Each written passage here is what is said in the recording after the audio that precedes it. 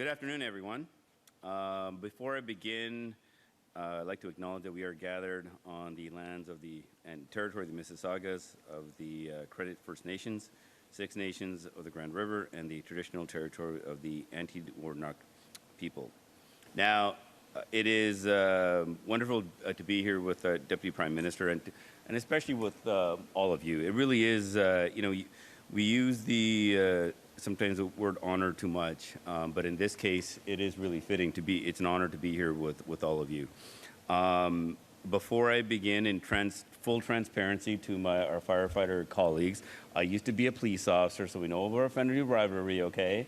But let's just keep it civil. But on a serious note, I got to do a little bit of training with the heavy urban search and rescue team, and I was trained by firefighters. And I really got a deep sense of appreciation for the work and the training that they actually go through. And it's intense. And I've been through a lot of intense training. I can tell you the training that firefighters actually have to go through, and especially volunteer firefighters who also have a different job. It is quite the commitment. And simply put, I'm just truly inspired by the courage and commitment that our firefighters have to our communities. And this will no doubt we will no doubt rely on your expertise moving into the future. Because climate change, sadly, is increasing in severity and also in frequency, especially of weather-related disasters all across the country. And I was just in the Yukon, seeing the wildfire preparedness and also flood preparedness in that region and the work that needs to be done in this case. And Canada is now entering its 2024 wildfire season, and as expected, the wildfires are already impacting Western Canada. Every year, thousands of Canadian volunteers bravely step up to help their communities during times of emergencies. They sacrifice their time, their personal safety to keep their neighborhoods safe. Now, whether responding to wildfires in British Columbia or flooding in Nova Scotia, volunteers go above and beyond to help with firefighting and also with search and rescue. In some of Canada's most, especially in more rural and remote communities, these volunteers remain some of the first and only first responders in their communities. The work that volunteer firefighters and search and rescue volunteers do literally saves lives. So thank you for this. And there exists no braver person than the one who is willing to sacrifice their own life to help another. And all Canadians owe our community volunteers a tremendous amount of gratitude. That's why in Budget 2024, we doubled the tax credit, because we want to support these remarkable Canadians in the selfless work that they do to keep all of us safe, and to encourage more people to do this critical life-saving work. And now, as you may or may not know, this is Emergency Preparedness Week. And what better way to honor Canada's brave volunteer firefighters and search and rescue volunteers. The theme of this year's is Be Prepared, Know Your Risks. So when it comes to wildfires, these two actions are most critical. I wish to encourage all Canadians to check out the firesmartcanada.ca to learn how to protect your property from wildland fires. And visit the getprepared.ca to find out what supplies you may need in your emergency kit. And so before I turn it over to our Deputy Prime Minister, I would like once again to thank the thousands of individuals who work tirelessly to help fight wildfires and to keep all of us safe. Canadians rely on you in some of the worst moments in their lives, and we appreciate you, and especially your sacrifices from coast to coast to coast. And we are all immensely grateful for your service, and we simply cannot thank you enough for what you do for us. So thank you very much, and I have the pleasure of turning it over to our Deputy Prime Minister. Thank you.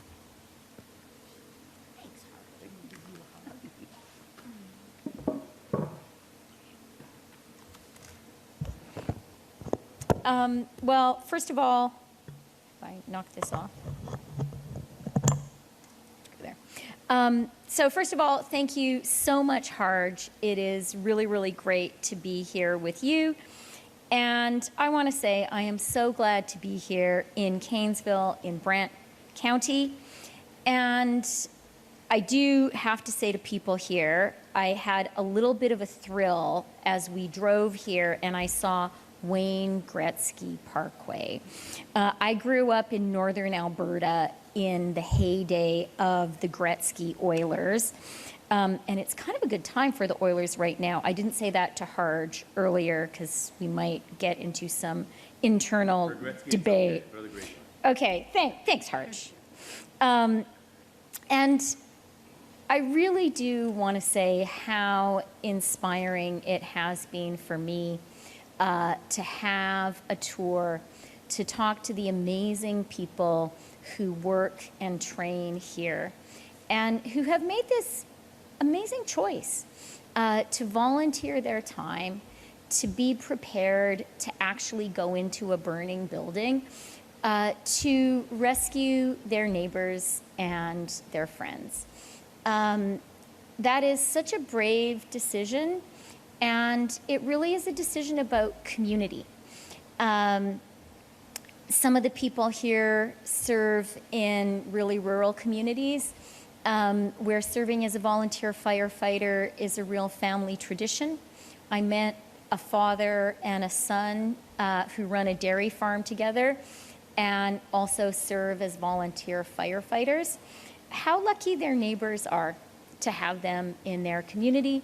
How lucky are we as a country to have the great people who are with us today.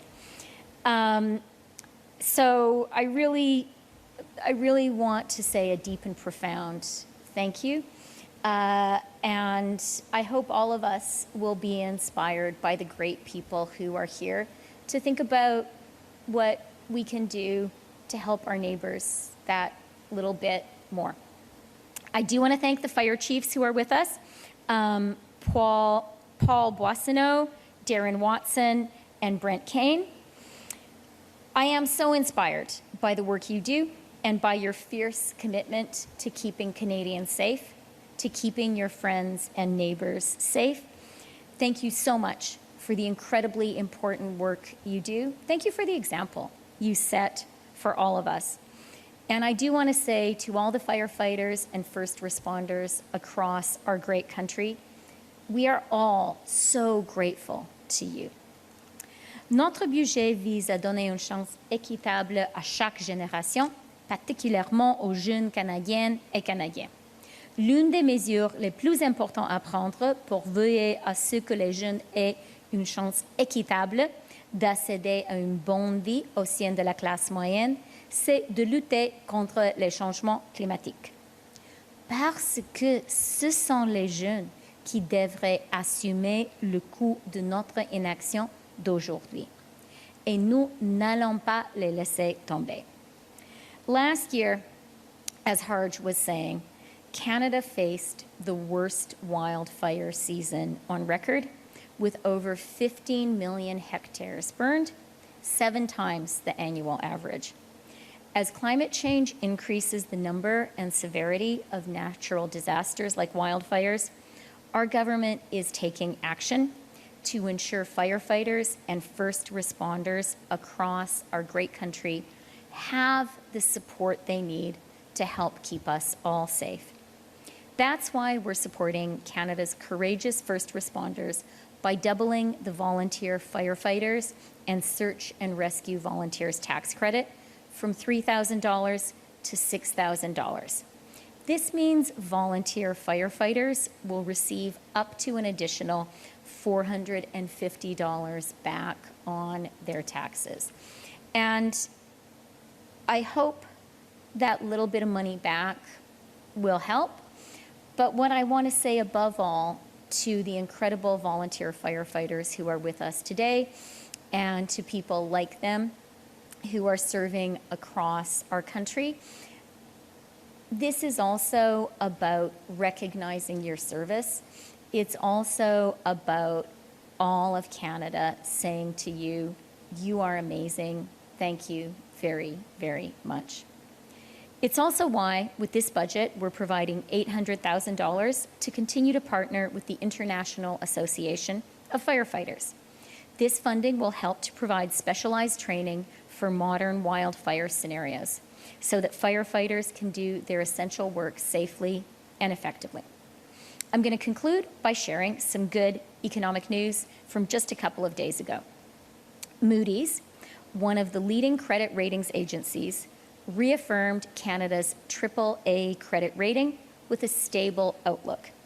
Moody's also predicts that over the medium term, Canada will see more economic growth than some other AAA economies, and that inflation will be near the Bank of Canada's midpoint target of 2%.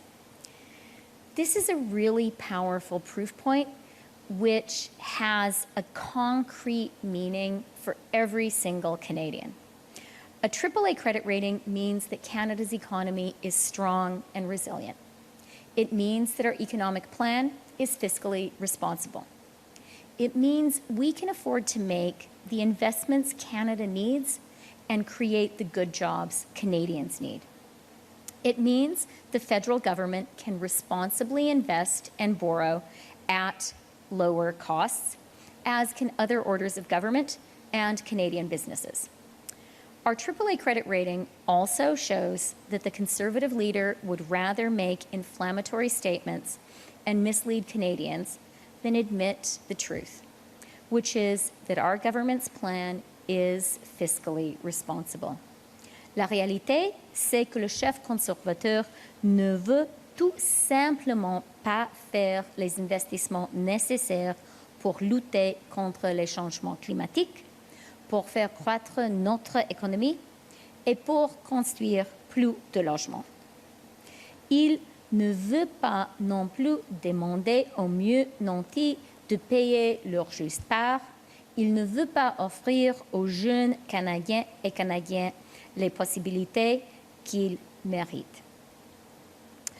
Pour notre gouvernement, nous comprenons l'importance de mettre en place un plan économique responsable sur le plan fiscal, un plan qui va aider les jeunes Canadiens et Canadiennes, parce que nous savons qu'ils comptent sur nous.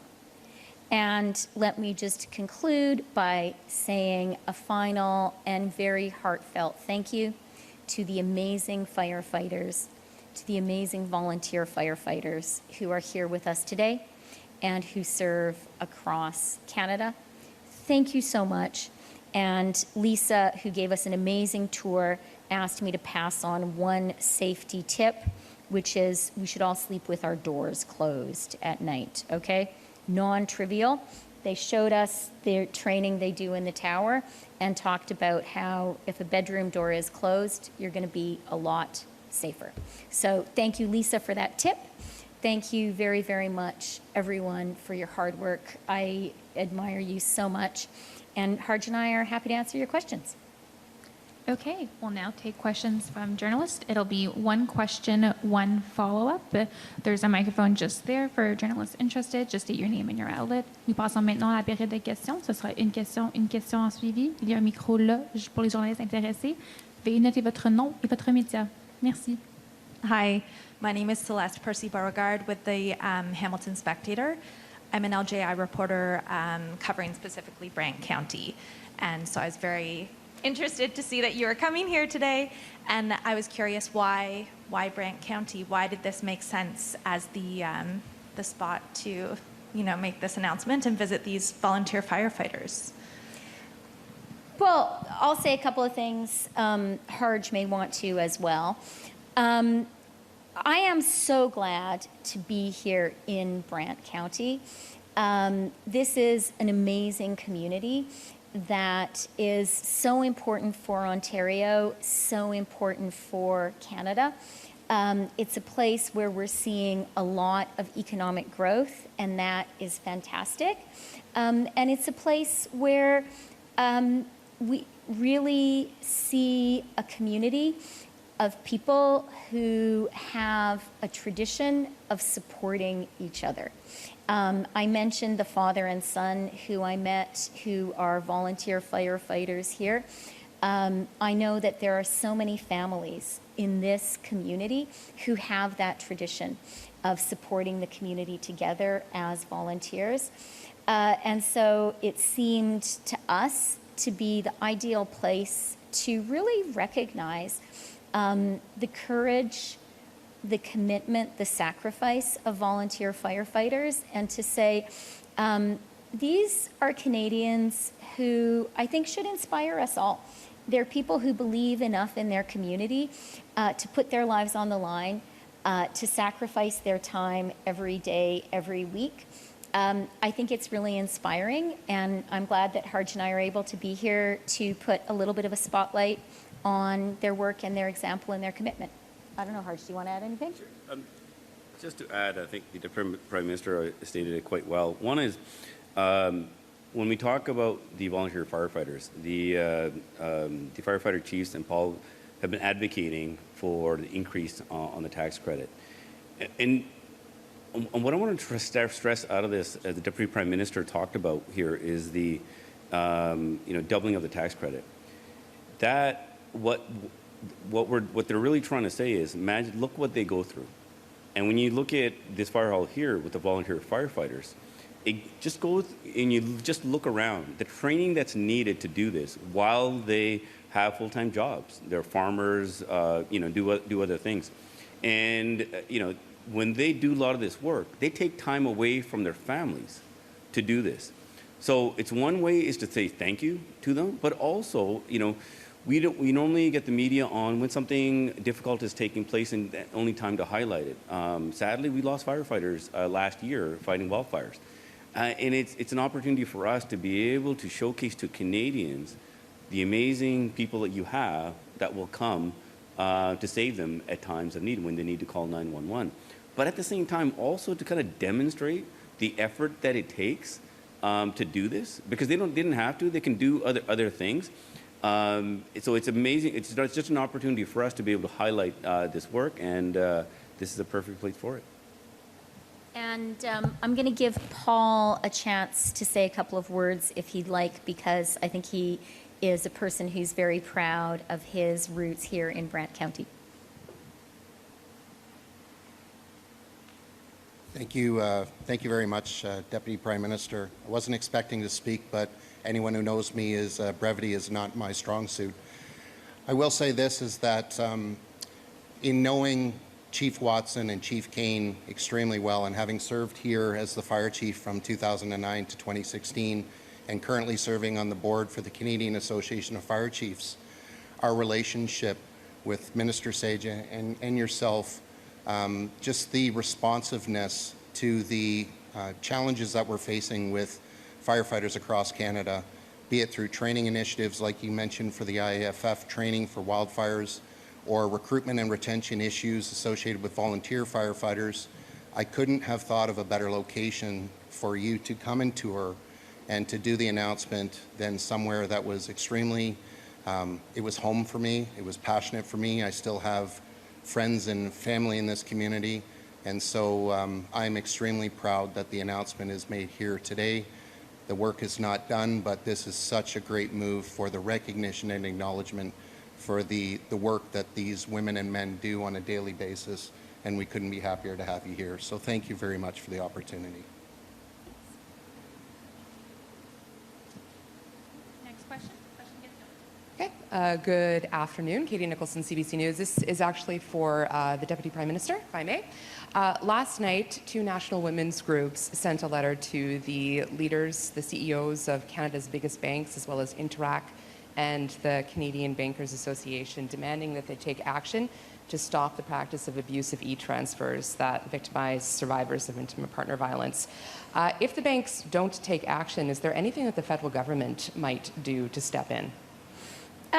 Well, thank you for the question. And let me say a couple of things. First of all, I am proud to be a feminist, and I'm proud that our government is a feminist government. It's great, by the way, to see the strong women firefighters who are here today. They're a special inspiration for me. Lisa, who told me about how you have to sleep with your doors closed, she's a mom too. And she tells her kids they have to sleep with their doors closed. And what a great example she sets for her children and her community. But the truth is, there are still too many particular challenges that women face. And I think that the concern that women's organizations have that you've just highlighted is an important one. It's something that we as a government are very keen to work with them on and to work with financial institutions on.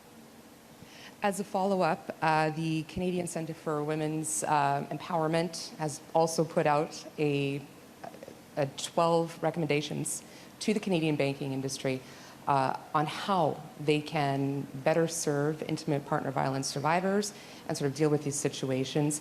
At the same time, Australia, which has a very robust reaction within its banking system to intimate partner violence over the last decade, their government started a parliamentary inquiry into the role of banks in financial and economic abuse there. Is that something that this government might consider, doing something similar, having an inquiry of some sort that looks at how it is that the banking industry could better prevent economic and financial abuse in this country?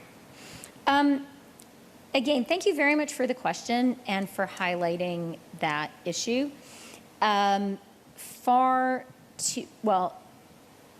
You are right that domestic partner abuse is a really serious issue. It's a crisis for women in Canada.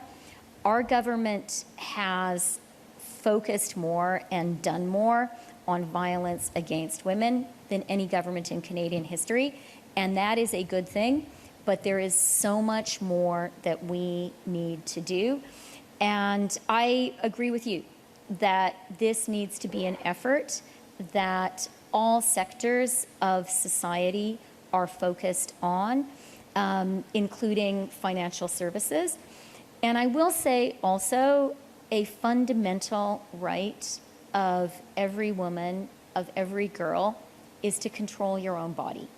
And that's why one of the things that I was glad we were able to put forward in the budget is free access to prescription contraceptives.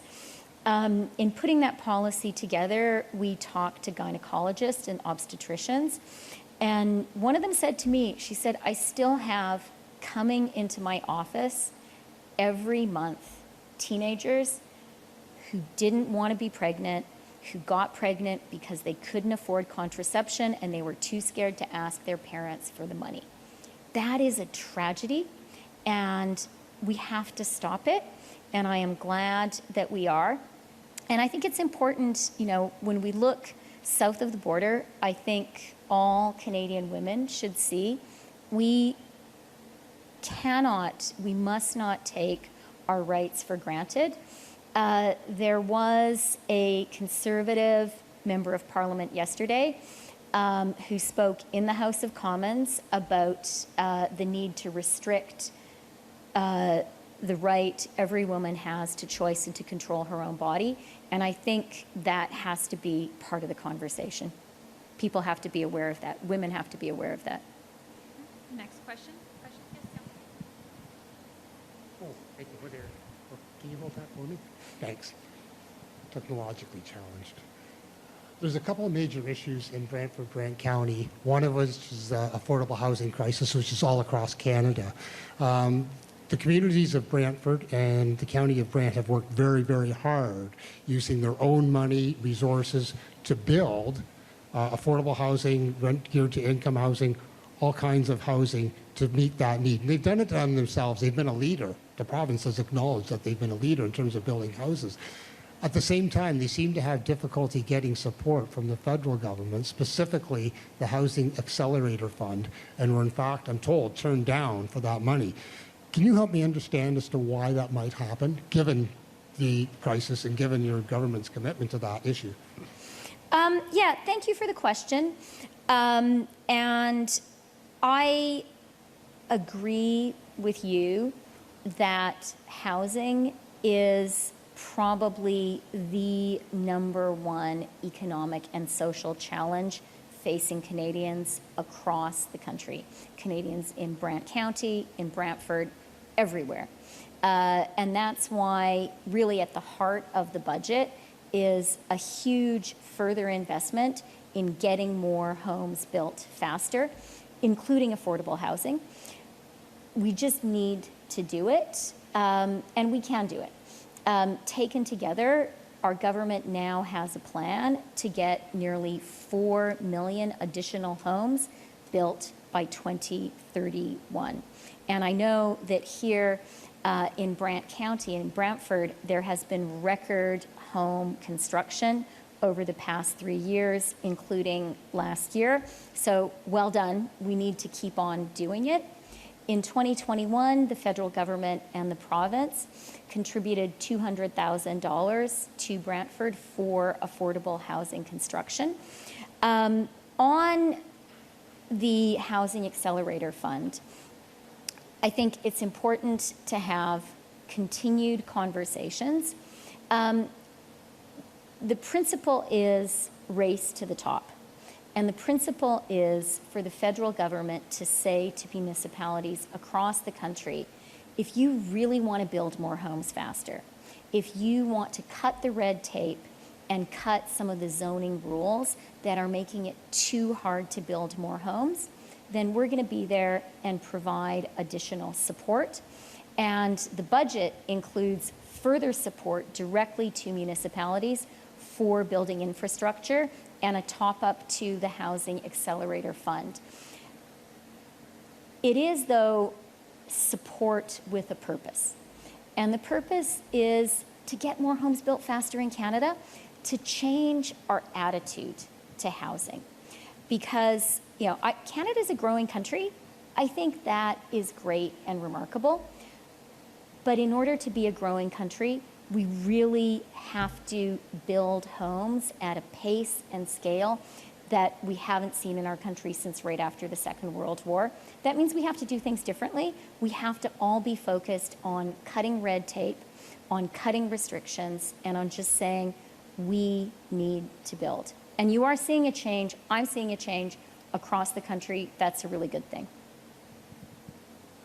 In terms of cutting red tape, there's another issue that's out there, and I'm going to be asking this of anybody, political stripe, political level of government coming through. This community desperately needs a new hospital. Recognizing that it's a provincial mandate or provincial responsibility to build the hospitals, I'm wondering what you could do as a Deputy Prime Minister, what your government can do to help this community. I'm told that the situation is dire at our hospital. Boilers are breaking down. Basic infrastructure isn't working. Is there anything you can do to help? So I am not going to claim a deep knowledge of the particular issues of the Brantford Hospital. But what I will say is Canada absolutely needs to invest in and improve our healthcare system for Canadians from coast to coast to coast. And that's why in the budget last year, we made the largest ever investment in healthcare in Canada of $200 billion from the federal government to the provinces. In the budget implementation bill that we have put forward to implement the measures in this year's budget, that includes a 5% accelerator guarantee of an increase in the healthcare funding to the provinces year after year. So this is major, stepped up support from the federal government to the provinces, very much including Ontario. That's because we recognize that health, I think as Canadians, we're all really rightly proud of our national healthcare system. We also know it needs more investment. The federal government has done and is doing our part. I'm glad. And what we now need to see is the provinces taking that money and using it to make investments that deliver better health care for people in Brant County and across the country. Next question.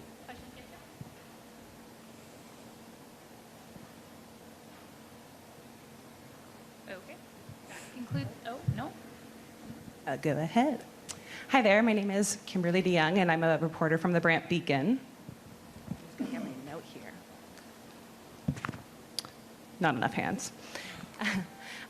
In 2015, the average price of a single-family detached home in Brantford was just over $284,000, $410,000 for a new build. And the current price is now $716,000. How do you expect an average resident here to afford this when the median household income in Brantford is just over $60,000?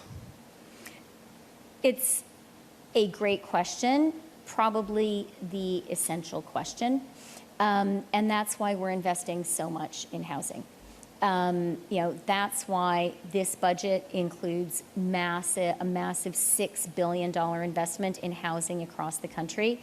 It comes on top of major efforts like the Housing Accelerator Fund, which it tops up. It comes on top of a really important announcement we made last fall, where we lifted the GST on the construction of purpose-built rental. Taken together, we now have a national housing plan that will get 4 million additional homes built by 2031. We need to build more homes. The key to Canada's challenge, to Ontario's challenge, to Brantford's challenge is supply, supply, supply. We have to build more homes. We have to build them faster. We have to do that by cutting red tape. We have to do that by having an attitude towards zoning that is, let's get things built. We have to do it with investments in infrastructure, which the government has put in place to support communities and provinces in getting those homes built. And what I will also say, specifically, addressed to young people, is we've put some specific measures in place to help young Canadians achieve that dream of home ownership. Because I think for so many people, that's a foundation for a middle-class life. And it is really important that for young people, that middle-class life be within reach. So we launched last April the first home savings account, the FHSA. There are now more than 750,000 young Canadians that have opened a first home savings account. That's a big deal.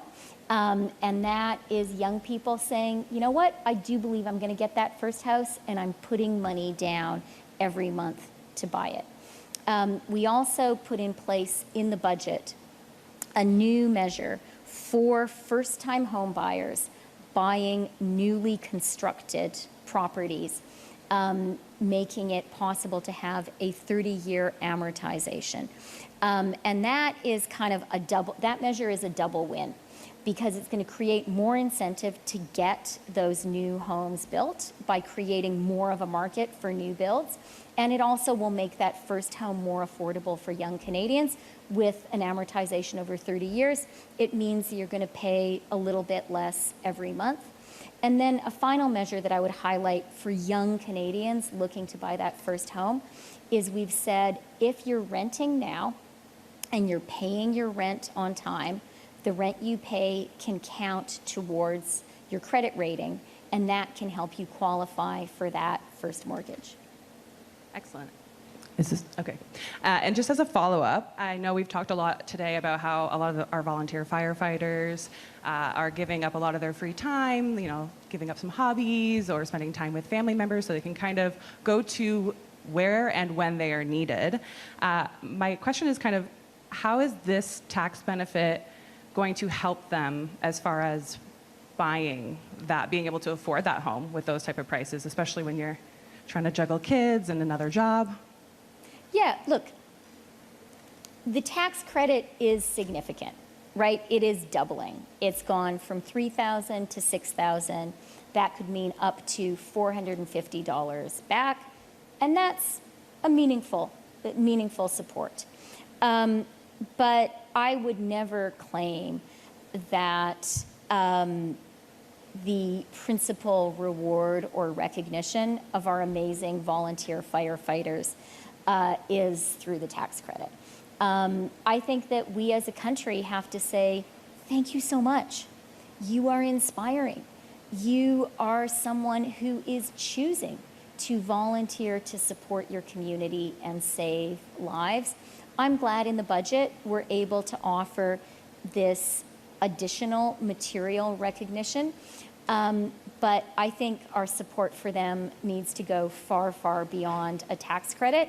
And that's why Harjit and I are happy to be here. And just to highlight, the amazing people. There are lots of local reporters here. That's great. These are amazing people in your community. They are your friends and your neighbors. And they are choosing to do a remarkable thing with their time and with their hearts and with their minds. It's that kind of attitude, that belief in supporting your neighbor, that I think makes Canada the amazing country that we are. And it's a privilege for me to be part of putting a little bit of a spotlight on the great people here and to be able to say in person, thank you very much. Thank you. Okay. That concludes today's press conference. Je vais faire la conférence de presse. Merci. Thank you. Okay.